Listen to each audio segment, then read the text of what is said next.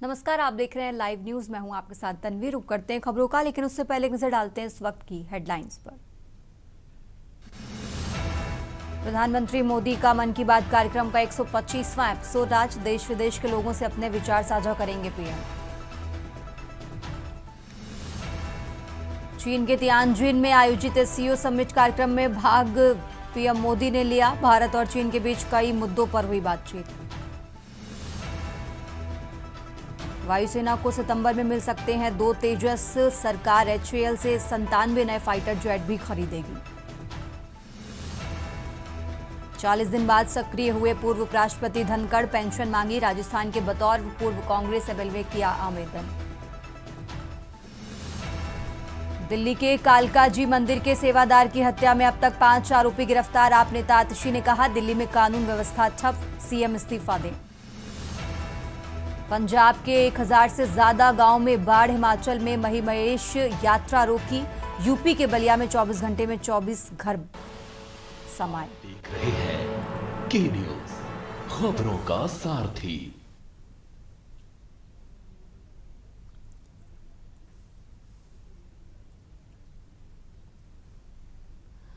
तो पीएम मोदी के मन की बात कार्यक्रम का 125वां एपिसोड आज है और अब से कुछ ही देर बाद शुरू होने वाला है। और सीधा आपको लिए चलते हैं पीएम मोदी के मन की बात कार्यक्रम में।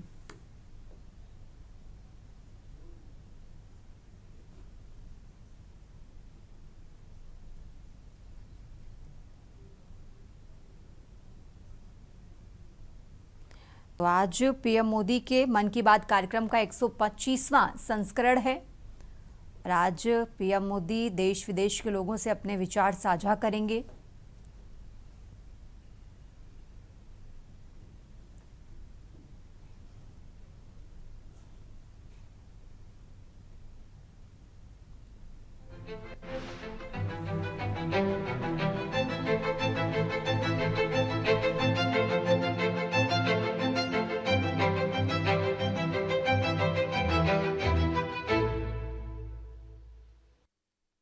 मेरे प्यारे देशवासियों, नमस्कार। मानसून के इस मौसम में प्राकृतिक आपदाएं देश की कसौटी कर रही हैं। पिछले कुछ हफ्तों में हमने बाढ़ और भूस्खलन का बड़ा कहर देखा है। कहीं घर उजड़ गए, कहीं खेत डूब गए, परिवार के परिवार उजड़ गए। पानी के तेज बहाव में कहीं पुल बह गए, सड़कें बह गई, लोगों का जीवन संकट में फंस गया। इन घटनाओं ने हर हिंदुस्तानी को दुखी किया है। जिन परिवारों ने अपने प्रियजन खोए, उनका दर्द हम सबका दर्द है। जहां भी संकट आया, वहां के लोगों को बचाने के लिए हमारे एनडीआरएफ, एसडीआरएफ के जवान, अन्य सुरक्षा बल, हर कोई दिन रात जुटे रहे। जवानों ने तकनीक का सहारा भी लिया है। थर्मल कैमरे, लाइव डिटेक्टर, स्नीफर डॉग्स और ड्रोन सर्विलेंस ऐसे अनेक आधुनिक संसाधनों के सहारे राहत कार्य में तेजी लाने की भरपूर कोशिश की गई। इस दौरान हेलीकॉप्टर से राहत सामग्री पहुंचाई गई, घायलों को एयरलिफ्ट किया गया। आपदा की घड़ी में सेना मददगार बनकर सामने आई। स्थानीय लोग, सामाजिक कार्यकर्ता, डॉक्टर, प्रशासन, संकट की इस घड़ी में सभी ने हर संभव प्रयास किया। मैं ऐसे हर नागरिक को हृदय से धन्यवाद देता हूं, जिन्होंने इस कठिन समय में मानवीयता को सबसे ऊपर रखा हुआ है। मेरे प्यारे देशवासियों, बाढ़ और बारिश की इस तबाही के बीच जम्मू कश्मीर ने 2 बहुत खास उपलब्धियां भी हासिल की हैं। इन पर ज्यादा लोगों का ध्यान नहीं गया, लेकिन जब आप उन उपलब्धियों के बारे में जानेंगे तो आपको बहुत खुशी होगी। जम्मू कश्मीर के पुलवामा के एक स्टेडियम में रिकॉर्ड संख्या में लोग इकट्ठा हुए। यहाँ पुलवामा का पहला डे नाइट क्रिकेट मैच खेला गया। पहले ये होना असंभव था, लेकिन अब मेरा देश बदल रहा है। ये मैच रॉयल प्रीमियर लीग का हिस्सा है, जिसमें जम्मू कश्मीर की अलग अलग टीमें खेल रही हैं। इतने सारे लोग, खासकर युवा, पुलवामा में रात के समय हजारों की तादाद में क्रिकेट का आनंद लेते हुए, ये नजारा वाकई देखने लायक था। साथियों, दूसरा आयोजन जिसने ध्यान खींचा वो है देश में हुआ पहला खेलो इंडिया वाटर स्पोर्ट्स फेस्टिवल, और वो भी श्रीनगर की डल झील पर हुआ। सचमुच ऐसा उत्सव आयोजित करने के लिए ये कितनी खास जगह है। इसका उद्देश्य है जम्मू कश्मीर में वाटर स्पोर्ट्स को और लोकप्रिय बनाना। इसमें पूरे भारत से 800 से अधिक एथलीट्स ने हिस्सा लिया। महिला एथलीट्स भी पीछे नहीं रही, उनकी भागीदारी भी लगभग पुरुषों के बराबर थी। मैं उन सभी खिलाड़ियों को बधाई देना चाहता हूं जिन्होंने इसमें भाग लिया। विशेष बधाई मध्य प्रदेश को, जिसने सबसे ज्यादा मेडल जीते। उसके बाद हरियाणा और उड़ीसा का स्थान रहा। जम्मू कश्मीर की सरकार और वहां की जनता की आत्मीयता और मेहमान नवाजी की मैं भूरी भूरी प्रशंसा करता हूं। साथियों, इस आयोजन से जुड़े अनुभव को आप तक पहुंचाने के लिए मैंने सोचा है कि ऐसे दो खिलाड़ियों से भी बात करूं जिन्होंने इसमें हिस्सा लिया। उनमें से एक है ओडिशा की रश्मिता साहू और दूसरे हैं श्रीनगर के मोहसिन अली। आइए सुनते हैं वो क्या कहते हैं। रश्मिता जी, नमस्ते। नमस्ते सर। जय जगन्नाथ। जय जगन्नाथ सर। रश्मिता जी, सबसे पहले तो आपको खेल जगत में सफलता के लिए बहुत बहुत बधाई। Thank you sir. रश्मिता, हमारे श्रोता आपके बारे में और आपकी खेल यात्रा के बारे में जानने के लिए बहुत उत्सुक है। मैं भी बहुत उत्सुक हूँ, बताइए। सर, मैं रश्मिता साहू हूँ, उड़ीसा से, और मैं कैनोइंग प्लेयर हूँ। मैं 2017 से कोर्स ज्वाइन किया था, कैनोइंग शुरू किया था, और मैं नेशनल लेवल में नेशनल चैंपियनशिप और नेशनल गेम्स में पार्टिसिपेट किया हूँ। मेरा 41 मेडल्स है, 13 गोल्ड, 14 सिल्वर और 14 ब्रॉन्ज मेडल सर। इस खेल की रुचि कैसे बनी? सबसे पहले किसने आपको इस तरफ प्रेरित किया? आपके परिवार में खेल का वातावरण है क्या? नहीं सर, मैं जिस गांव से आती हूँ उसमें खेल का कोई ये नहीं था। तो इधर नदी में बोटिंग हो रहा था, तो ऐसे स्विमिंग के लिए गया था। तो ऐसे मैं और मेरा दोस्त लोग ऐसे स्विमिंग कर रहा था, तो एक बोट गया है कैनोइंग काइकिंग का। तो मेरे को उसके बारे में कुछ पता नहीं था। तो मैंने मेरा दोस्त को पूछा ये क्या है।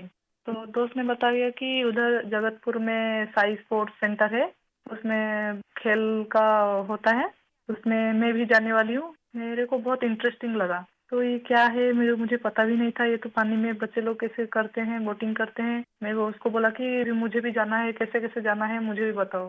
तो उधर जाके बात करो बोला है। फिर मैं तुरंत घर में जाके पापा मेरे को जाना है, पापा मेरे को जाना है। फिर पापा लोग ठीक है लेके आया। उस टाइम ट्रायल तो नहीं था। फिर कोच लोग ने बोला कि ट्रायल फरवरी में होता है, फरवरी मार्च में, आप उस टाइम ट्रायल के टाइम में आ जाओ। फिर मैं ट्रायल के टाइम में आया।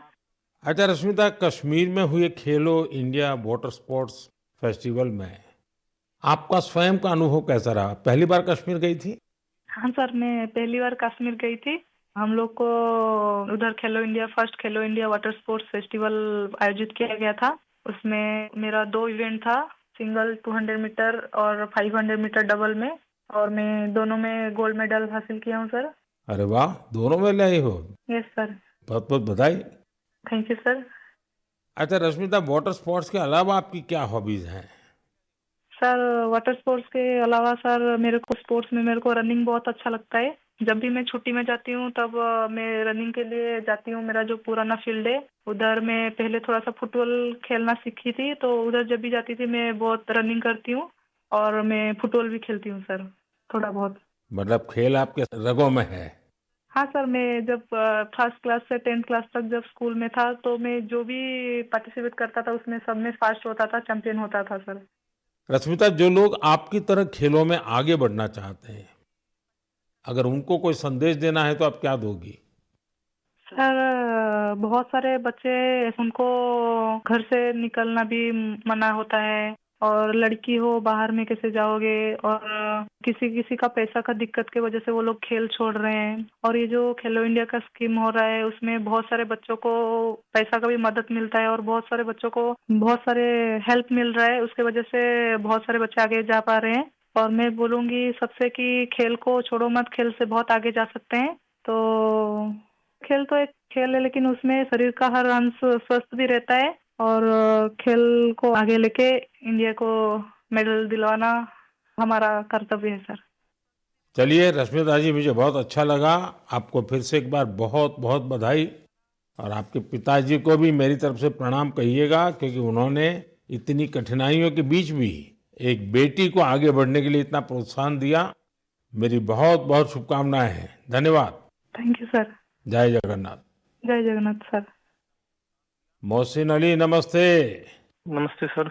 मोहसिन जी, आपको बहुत बहुत बधाई और आपके उज्जवल भविष्य के लिए बहुत बहुत शुभकामनाएं। Thank you sir.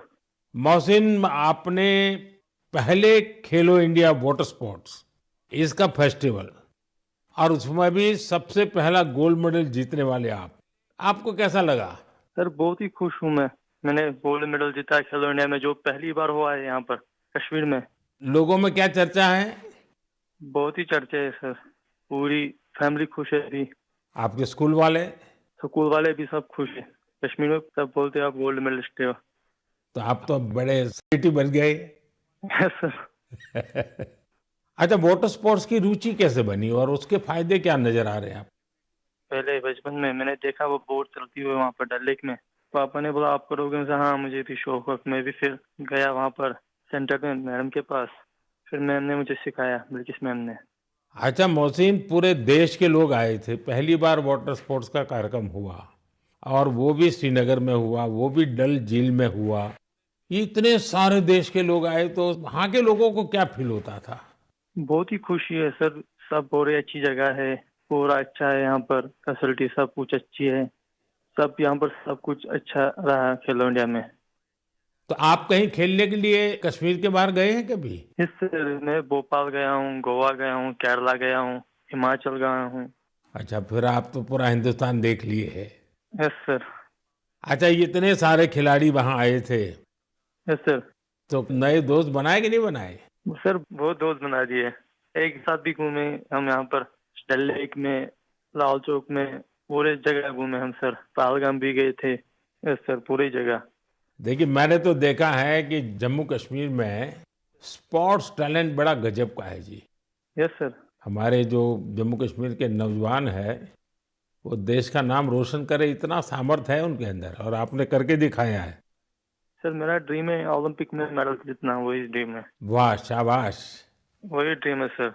देखिए, आपसे सुन करके ही मेरे तो रोंगटे खड़े हो गए। सर अभी वही ड्रीम है मेरा, ओलंपिक में मेडल जीतना, देश के लिए नेशनल एंथम बजाना, बस वही ड्रीम है मेरा। मेरे देश का एक मजदूर परिवार का बेटा इतने बड़े सपने देखता है, मतलब ये देश बहुत आगे बढ़ने वाला है। सर बहुत आगे बढ़ने वाला है। हम शुक्रगुजार हैं इंडिया गवर्नमेंट का, जिनने इतना यहाँ पर खेलो इंडिया के यहाँ पर पहली बार हुआ है सर। तभी तो तुम्हारा स्कूल में भी जय जयकार चलता होगा। Yes sir. चलिए मोहसिन, मुझे बहुत अच्छा लगा आपसे बात करके, और मेरी तरफ से आपके पिताजी को विशेष रूप से मेरा धन्यवाद करना, क्योंकि उन्होंने मजदूरी की जिंदगी जी करके भी आपकी जिंदगी बनाई है, और आपने अपने पिताजी के शब्दों पर बिल्कुल आराम किए बिना 10 साल तक तपस्या की है। ये खिलाड़ी के लिए बहुत बड़ी प्रेरणा होती है, और आपके कोच को भी मैं बहुत बधाई देता हूं कि जिन्होंने आपके पीछे इतनी मेहनत की। मेरी तरफ से बहुत बहुत शुभकामनाएं, बहुत बहुत बधाई भैया। Thank you sir. नमस्कार सर। जय हिंद।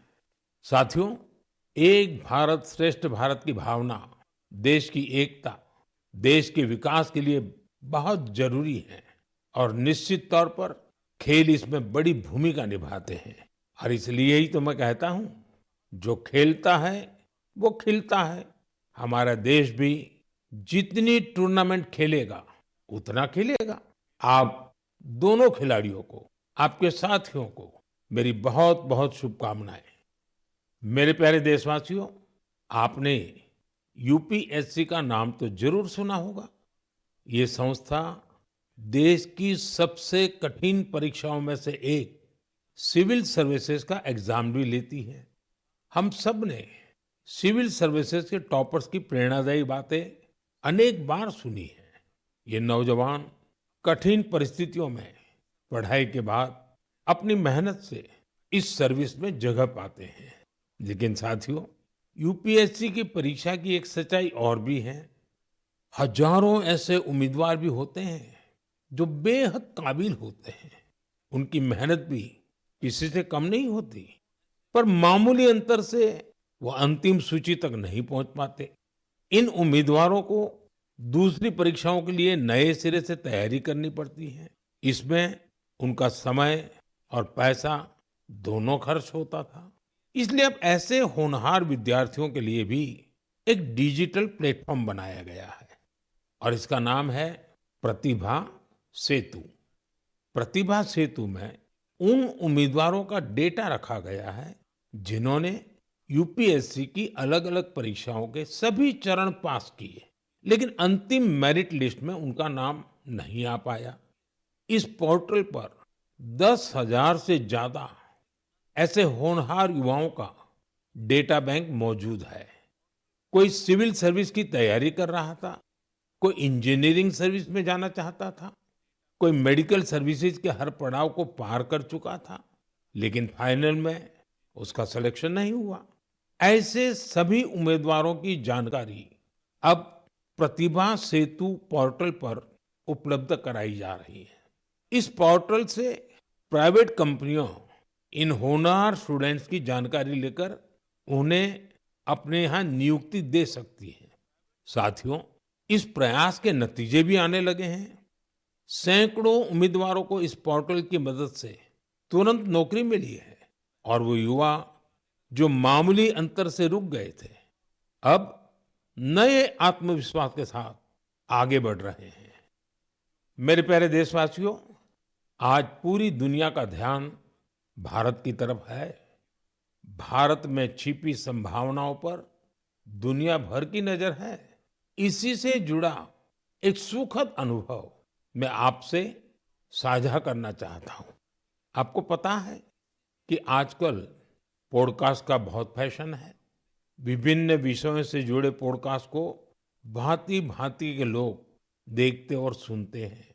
बीते दिनों मैं भी कुछ पॉडकास्ट में शामिल हुआ था। ऐसा ही एक पॉडकास्ट दुनिया के बहुत फेमस पॉडकास्टर लैक्स फ्रीडमैन के साथ हुआ था। उस पॉडकास्ट में बहुत सारी बातें हुई और दुनिया भर के लोगों ने उसे सुना भी। और जब पॉडकास्ट पर बात हो रही तो बातों बातों में ऐसे ही मैंने एक विषय उठाया था। जर्मनी के एक खिलाड़ी ने उस पॉडकास्ट को सुना और उसका ध्यान मैंने उसमें जो बात बताई थी उस पर केंद्रित हो गया। उन्होंने उस टॉपिक से इतना कनेक्ट किया कि पहले उन्होंने उस टॉपिक पर रिसर्च की और फिर जर्मनी में भारतीय दूतावास से संपर्क किया और उन्होंने चिट्ठी लिखकर बताया कि वो उस विषय को लेकर भारत से जुड़ना चाहते हैं। आप सोच रहे होंगे कि मोदी जी ने पॉडकास्ट में ऐसा कैसा विषय कह दिया जो जर्मनी के खिलाड़ी को प्रेरित कर गया। ये कौन सा विषय था? मैं आपको याद कराता हूँ। मैंने पॉडकास्ट में बातों बातों में मध्य प्रदेश के शहडोल के फुटबॉल के क्रेज से जुड़ा एक गांव का वर्णन किया था। दरअसल 2 साल पहले मैं शहडोल गया था, वहां के फुटबॉल प्लेयर से मिला था। पॉडकास्ट के दौरान एक सवाल के उत्तर में मैंने शहडोल के फुटबॉल खिलाड़ियों का भी जिक्र किया था। यही बात जर्मनी के फुटबॉल खिलाड़ी और कोच डिटमार बायर्सडॉर्फर ने भी सुनी। शहडोल के युवा फुटबॉल खिलाड़ियों की लाइफ जर्नी ने उन्हें बहुत प्रभावित और प्रेरित किया। सही में किसी ने कल्पना भी नहीं की थी कि वहां के प्रतिभाशाली फुटबॉल खिलाड़ी दूसरे देशों का ध्यान अपनी ओर आकर्षित करेंगे। अब जरूर शहीद के पिता की कही गई बातें उनके हृदय को छू गई। शहीद के पिता ने कहा था, बेटा गया तो क्या हुआ, वतन तो सलामत है ना। इस एक बात ने जितेंद्र सिंह जी के मन में देशभक्ति का एक अद्भुत जुनून भर दिया। आज वो कई शहीदों के परिवारों के संपर्क में है। उन्होंने करीब 2,500 शहीदों के माता पिता के चरणों की मिट्टी भी अपने पास लाकर रखी है। ये सशस्त्र बलों के प्रति उनके गहरे प्रेम और जुड़ाव का जीवंत उदाहरण है। जितेंद्र जी का जीवन हमें देशभक्ति की वास्तविक सीख देता है। मेरे प्यारे देशवासियों, आजकल आपने देखा होगा, अक्सर घर की छतों पर, बड़ी इमारतों पर, सरकारी दफ्तरों में सोलर पैनल चमकते हुए दिखाई देते हैं। लोग अब इसके महत्व को समझ रहे हैं और खुले मन से अपना रहे हैं।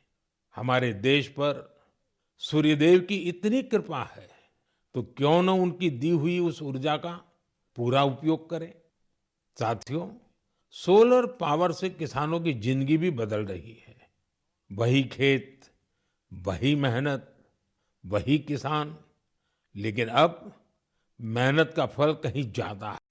ये बदलाव आ रहा है सोलर पंप से और सोलर राइस मिल्स। आज देश के कई राज्यों में सैकड़ों सोलर राइस मिल लग चुकी है। इन सोलर राइस मिलों ने किसानों की आय के साथ ही उनके चेहरे की रौनक भी बढ़ा दी है। साथियों, बिहार की देवकी जी ने सोलर पंप से गांव की किस्मत बदल दी है। मुजफ्फरपुर के रतनपुरा गांव के रहने वाली देवकी जी को लोग अब प्यार से सोलर दीदी कहते हैं। देवकी जी, उनका जीवन आसान नहीं था। कम उम्र में शादी हो गई, छोटा सा खेत, 4 बच्चों की जिम्मेदारी और भविष्य की कोई साफ तस्वीर नहीं। लेकिन उनका हौसला कभी टूटा नहीं। वो एक सेल्फ हेल्प ग्रुप से जुड़ी और वहीं उन्हें सोलर पंप के बारे में जानकारी मिली। उन्होंने सोलर पंप के लिए प्रयास शुरू किए और उसमें सफल भी रही। सोलर दीदी के सोलर पंप ने इसके बाद जैसे गांव की तस्वीर ही बदल दी। जहां पहले कुछ एकड़ में जमीन की सिंचाई हो पाती थी, अब सोलर दीदी के सोलर पंप से 40 एकड़ से ज्यादा क्षेत्र में पानी पहुंच रहा है। सोलर दीदी के इस अभियान में गांव के दूसरे किसान भी जुड़ गए हैं। उनकी फसलें हरी भरी होने लगी हैं, आमदनी बढ़ने लगी। साथियों, पहले देवकी जी की जिंदगी 4 दीवारी के भीतर सिमटी हुई थी, लेकिन आज वो पूरे आत्मविश्वास से अपना काम कर रही है। सोलर दीदी बनकर पैसे कमा रही है और सबसे दिलचस्प बात की, वो क्षेत्र के किसानों से यूपीआई के जरिए पेमेंट लेती है। अब पूरे गांव में उन्हें बहुत सम्मान से देखा जाता है। उनकी मेहनत और दूरदर्शिता ने दिखा दिया है कि सौर ऊर्जा सिर्फ बिजली का साधन नहीं है, बल्कि ये गांव-गांव में नई रोशनी लाने वाली एक नई शक्ति भी है। मेरे प्यारे देशवासियों, 15 सितंबर को भारत के महान इंजीनियर मोक्षगुंडम विश्वेश्वरैया जी का जन्मदिन होता है। उस दिन को हम इंजीनियर्स डे के रूप में मनाते हैं। आप देख रहे हैं के न्यूज, खबरों का सारथी। एक पीढ़ी से दूसरी पीढ़ी तक पहुंचा रहे हैं। हमारे सुतार, लोहार, सोनार, कुम्हार, मूर्तिकार, बढ़ई मिस्त्री हमेशा से भारत की समृद्धि की बुनियाद रहे हैं। हमारे इन विश्वकर्मा बंधुओं की मदद के लिए ही सरकार ने विश्वकर्मा योजना भी चलाई है। साथियों, अब मैं आपको एक ऑडियो रिकॉर्डिंग सुनाना चाहता हूं। तो ये जो मानपत्र में आपने लिखा है, ये स्टेटों के बारे में मैंने जो कुछ किया या हैदराबाद के बारे में हमारी गवर्नमेंट ने जो कुछ किया, ठीक है किया, लेकिन आप जानते हैं कि हैदराबाद का किस्सा इस तरह से हमने किया, उसमें कितनी मुसीबत हुई। सब स्टेटों के साथ, सब प्रिंसेस के साथ हमने वायदा दिया था कि भाई कोई प्रिंस का, कोई राजा का हम अलग फैसला नहीं करेंगे, सबका एक ही साथ, जैसे सबका होता है ऐसा उनका भी। लेकिन उनके लिए हमने वहां तक अलग समझौता किया। साथियों, ये आवाज लौह पुरुष सरदार वल्लभ भाई पटेल की है। हैदराबाद की घटनाओं पर उनके स्वर में जो पीड़ा है, उसे आप महसूस कर सकते हैं। अगले महीने सितंबर में हम हैदराबाद लिबरेशन डे भी मनाएंगे। ये वही महीना है जब हम उन सभी वीरों के साहस को याद करते हैं जिन्होंने ऑपरेशन पोलो में हिस्सा लिया था। आप सबको मालूम है कि जब अगस्त 1947 में भारत को आजादी मिली तो हैदराबाद अलग ही स्थिति में था। निजाम और रजाकारों के अत्याचार दिन ब दिन बढ़ते जा रहे थे। तिरंगा फहराने या वंदे मातरम कहने पर भी मौत के घाट उतार दिया जाता था। महिलाओं और गरीबों पर अत्याचार किए जाते थे। उस समय बाबा साहब आम्बेडकर ने भी चेतावनी दी थी कि ये समस्या बहुत बड़ी बनती जा रही है। आखिरकार सरदार पटेल ने मामले को अपने हाथ में लिया। उन्होंने सरकार को ऑपरेशन पोलो शुरू करने के लिए तैयार किया। रिकॉर्ड समय में हमारी सेनाओं ने हैदराबाद को निजाम की तानाशाही से आजाद कराया और उसे भारत का हिस्सा बनाया। पूरे देश ने इस सफलता का उत्सव मनाया। मेरे प्यारे देशवासियों, आप दुनिया के किसी भी कोने में चले जाएं, वहां आपको भारतीय संस्कृति का प्रभाव देखने को जरूर मिलेगा। और ये प्रभाव केवल दुनिया के बड़े शहरों तक सीमित नहीं है, बल्कि इसे छोटे छोटे शहरों में भी देखा जा सकता है। इटली के एक छोटे से शहर कैंप रोतोंडो में ऐसा ही देखने को मिला है।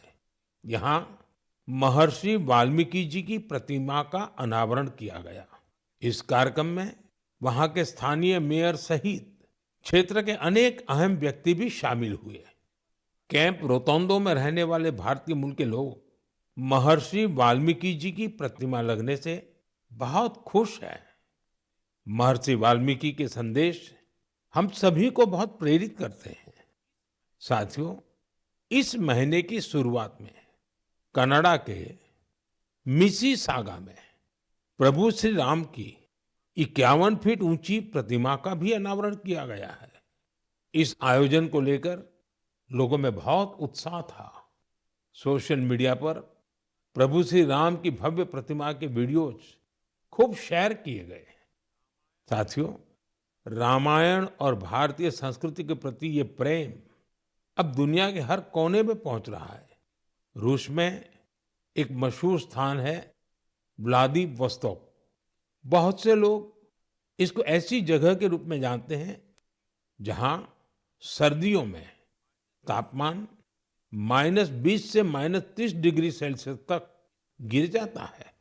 इस महीने व्लादिवोस्तोक में एक अनूठी प्रदर्शनी लगी। इसमें रूसी बच्चों द्वारा रामायण की अलग अलग थीम पर बनाई गई पेंटिंग्स को भी शोकेस किया गया। यहाँ पर एक कंपटीशन का भी आयोजन हुआ। दुनिया के अलग अलग हिस्सों में भारतीय संस्कृति के प्रति बढ़ती जागरूकता देखकर वाकई बहुत प्रसन्नता होती है। मेरे प्यारे देशवासियों, मन की बात में इस बार इतना ही। इस समय देश भर में गणेश उत्सव की धूम है। आने वाले दिनों में बहुत सारे त्योहारों की रौनक होगी। उन त्योहारों में आपको स्वदेशी की बात कभी भी भूलनी नहीं है। उपहार वही जो भारत में बना हो, पहनावा वही जो भारत में बुना हो, सजावट वही जो भारत में बने सामान से हो, रोशनी वही जो भारत में बनी झालरों से हो, और भी ऐसा बहुत कुछ। जीवन की हर जरूरत में सब कुछ स्वदेशी हो। गर्व से कहो ये स्वदेशी है, गर्व से कहो ये स्वदेशी है, गर्व से कहो ये स्वदेशी है। इस भाव को लेकर हमें आगे चलना है। एक ही मंत्र, वोकल फॉर लोकल। एक ही रास्ता, आत्मनिर्भर भारत। एक ही लक्ष्य, विकसित भारत। साथियों, इन खुशियों के बीच आप सभी स्वच्छता पर जोर देते रहें, क्योंकि जहां स्वच्छता है वहां त्योहारों का आनंद भी और बढ़ जाता है। साथियों, मन की बात के लिए मुझे इसी तरह बड़ी संख्या में अपने संदेश भेजते रहिए। आपका हर सुझाव इस कार्यक्रम के लिए बहुत महत्वपूर्ण है। अपना फीडबैक मुझ तक जरूर पहुंचाते रहें। अगली बार जब हम मिलेंगे तो और भी नए विषयों की चर्चा होगी। बहुत बहुत धन्यवाद। नमस्कार। आप देख रहे हैं के न्यूज, खबरों का सारथी। ब्रेक के बाद लाइव न्यूज में आप सभी का स्वागत है। मैं हूं आपके साथ गरिमा वाजपेयी। खबरों में आगे बढ़ेंगे। इस बीच प्रयागराज से बड़ी जानकारी सामने आ रही है, उसका रुख कर लेंगे। बड़ी खबर आपको हम बताएंगे प्रयागराज से, जहां पर राहुल गांधी ने हाईकोर्ट में दाखिल की पुनरीक्षण याचिका। अहम खबर आपको हम बता दें,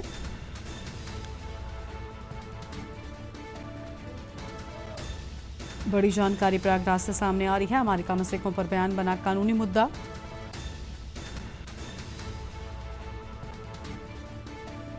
अहम जानकारी आपको हम बता रहे हैं।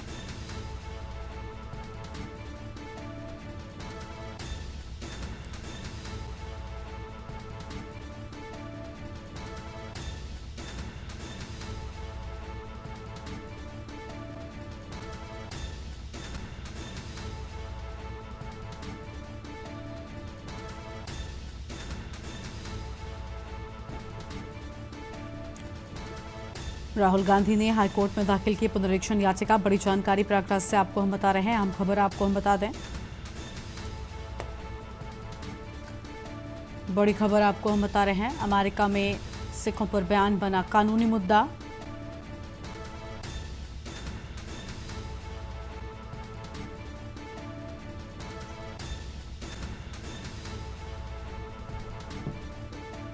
और इसी खबर पर बातचीत के लिए हमारे साथ हमारे संवाददाता मधुर दरबारी जुड़ चुके हैं, उनका रुख कर लेंगे।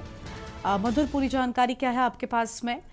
इलाहाबाद हाईकोर्ट में सुनवाई की तैयारी की बात सामने आई है। जी, मैं आपको बता दूं कि कांग्रेस सांसद राहुल गांधी और एलओपी वो उन्होंने जो है इलाहाबाद हाईकोर्ट में याचिका दाखिल की है।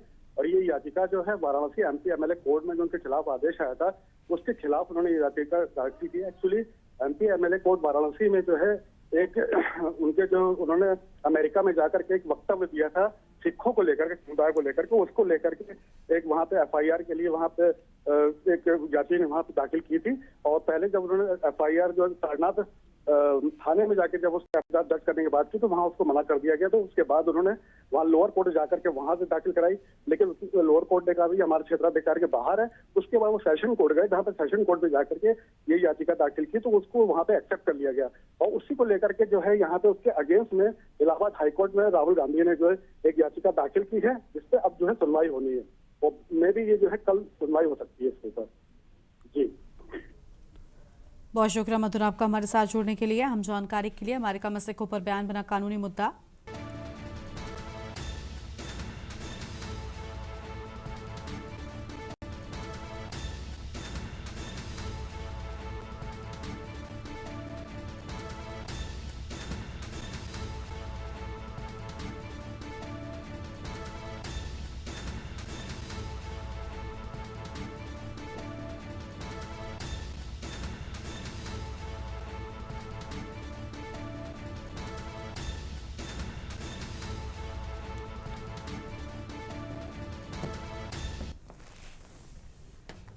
आगे बढ़ेंगे खबरों की ओर। अगली बड़ी जानकारी आपको हम लखनऊ से बताएंगे। लखनऊ से बड़ी जानकारी सामने आ रही है।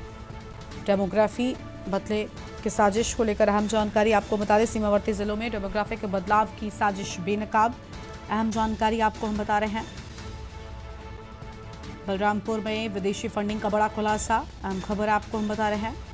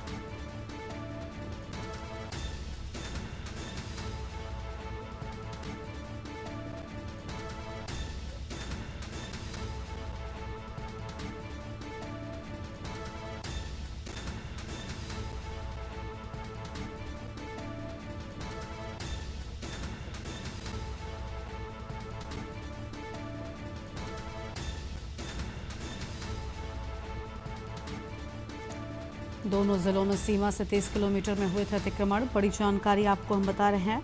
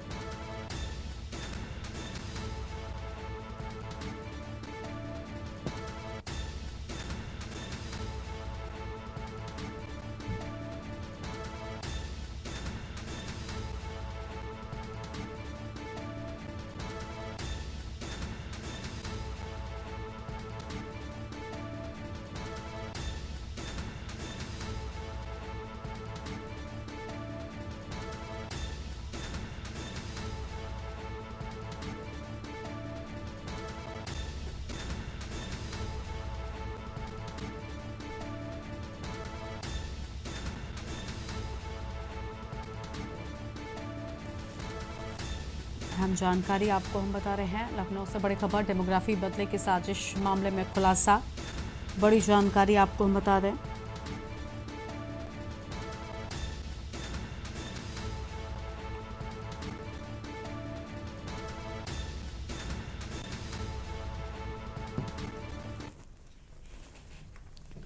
अगली खबर लखनऊ से है, जहां पर बिहार की तर्ज पर उत्तर प्रदेश में भी सत्यापन शुरू। पंचायत चुनाव में कम होंगे 1.25 करोड़ डुप्लीकेट मतदाता। आर्टिफिशियल इंटेलिजेंस ने पकड़े समान नाम वाले फर्जी मतदाता। बड़ी खबर आपको हम बता रहे हैं। आर्टिफिशियल इंटेलिजेंस ने पकड़े हैं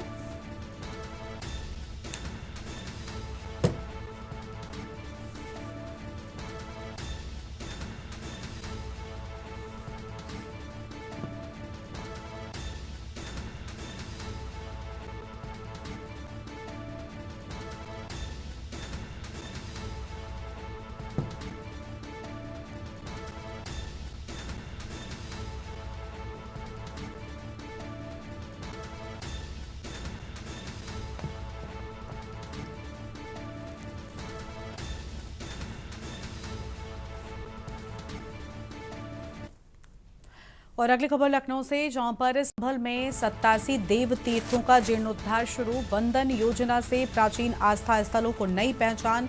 त्रिनेत्र समिति का गठन। संभल को मिलेगा सुरक्षा कवच। सेफ सिटी प्रोजेक्ट के तहत 2 करोड़ की सीसीटीवी योजना। संभल कल्कि महोत्सव का भव्य आयोजन तय। अहम जानकारी आपको हम बता रहे हैं। और संस्कृति, सुरक्षा और शिक्षा, संभल बना विकास का केंद्र। राष्ट्रीय शिक्षा नीति के तहत पीएम श्री यात्रा की शुरुआत। संभल के स्कूलों में बढ़ी छात्र छात्राओं की उपस्थिति। संस्कृति और शिक्षा, संभल का विकास का केंद्र।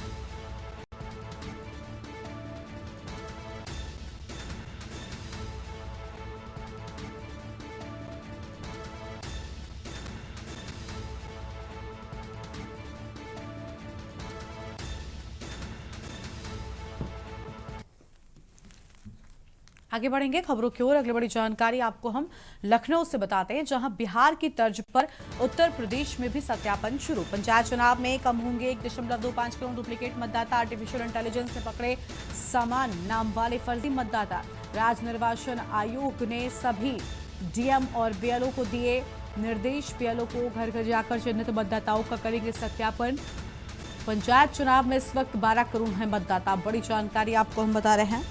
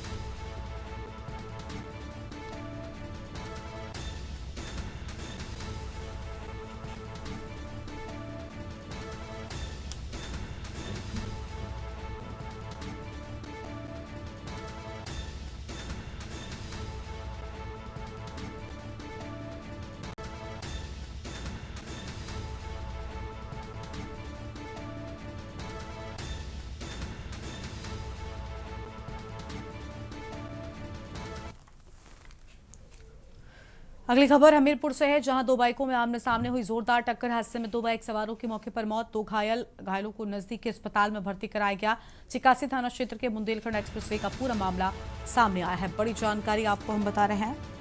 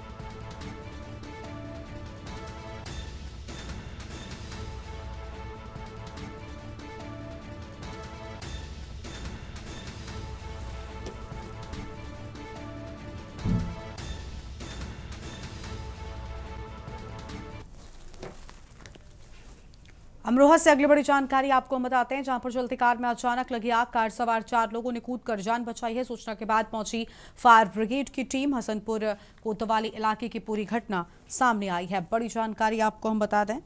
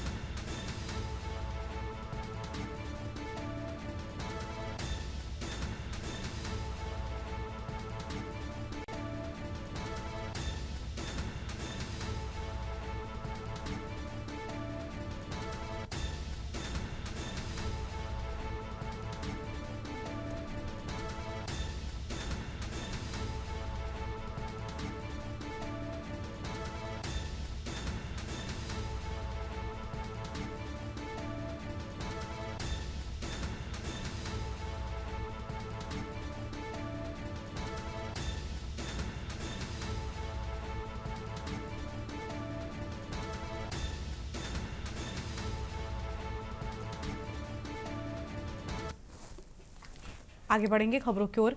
रायबरेली से खबर है, जहां चोरों ने दुकान को बनाया निशाना। पेंट की दुकान को चोरों ने निशाना बनाया, नकदी समेत अन्य सामान पर किया हाथ साफ। चोरी की सूचना पर पहुंचे पुलिस जांच पड़ताल में जुटी हुई है। शहर कोतवाली क्षेत्र के रिफॉर्म क्लब के पास की पूरी घटना सामने आई है। बड़ी जानकारी आपको हम बताते हैं, पेंट की दुकान को चोरों ने निशाना बनाया।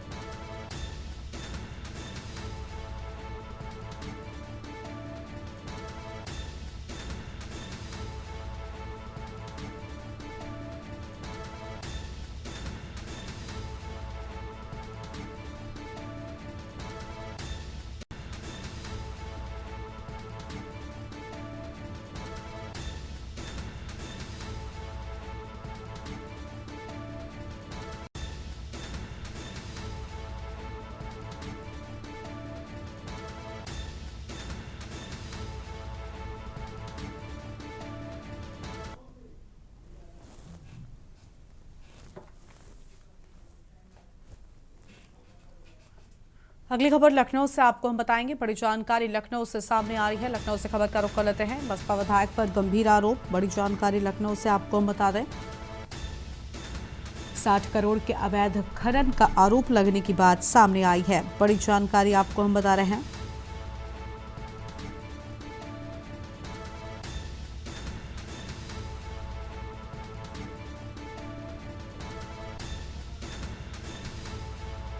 छात्र शक्ति कंपनी ने किया नियमों का उल्लंघन।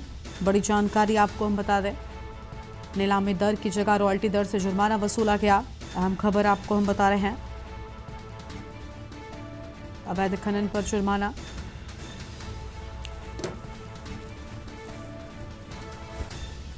और इसी खबर पर बातचीत के लिए हमारे साथ में सलाहकार संपादक केवक सिंह साहब जुड़ चुके हैं। सिंह साहब, नीलामी दर की जगह अब रॉयल्टी दर पर जुर्माने की बात सामने आई है। अवैध खनन पर भी जो जुर्माना है उसको लेकर भी हम जानकारी, क्या पूरी जानकारी, कोई अपडेट आपके पास में? देखिए, उमा शंकर सिंह बीएसपी के विधायक है। एक विधानसभा में जो पिछली विधानसभा 7 तक चला था, 2 ही दिन का चला था, उसमें सीएजे की रिपोर्ट पेश की गई, जिसमें ये बताया गया है कि 60 करोड़ रुपए का जो खनन, अवैध खनन किया था। हालांकि सरकार बीजेपी के, लेकिन बीएसपी के विधायक अवैध खनन कर रहा है। इसका मतलब ये हुआ कि वे इसकी अधिकारियों से साठगांठ है, और जो जुर्माना हुआ है वो भी कम वसूला गया है अधिकारियों को मिली भगत के कारण। और रॉयल्टी के आधार पर रॉयल्टी 1,60,000 की है, जबकि जुर्माना 3,000 रुपए होता है खनन का। तो इस तरह से 60 करोड़ रुपए का चूना लगा उत्तर प्रदेश सरकार को। तो ये नारे चाहे जितना योगी सरकार लगाती है कि जीरो टॉलरेंस सरकार है, लेकिन अधिकारी है कि ये अब झुकने को तैयार नहीं है और इनके धंधे बंद नहीं हो रहे हैं। इसका खुलासा सीएजी रिपोर्ट में किया गया है, और इसमें लगाम लगाना मुश्किल सा लग रहा है। कि नारे कुछ भी बीजेपी सरकार में, लेकिन मुश्किल लग रहा है कि अधिकारियों पे नकेल, जब तक अधिकारियों पे और 10 अधिकारियों को नकेल नहीं कर सकेगी तब तक ये अवैध खनन चलता रहेगा। गरिमा जी, बहुत शुक्रिया सिंह साहब आपका हमारे साथ जुड़ने के लिए। इस बुलेटिन में इतना ही। आप देखते रहिए के न्यूज़ इंडिया। नमस्कार। आप देख रहे हैं के न्यूज़, खबरों का सारथी।